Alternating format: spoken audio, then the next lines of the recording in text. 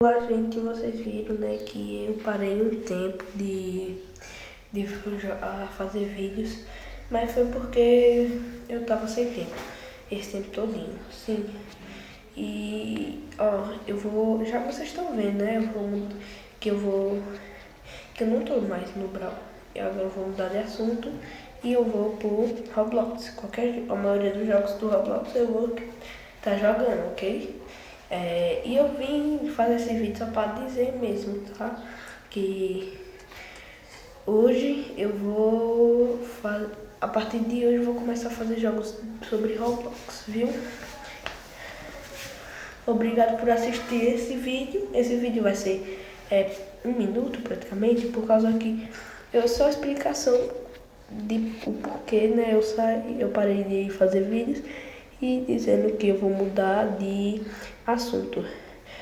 Tchau, até o próximo vídeo.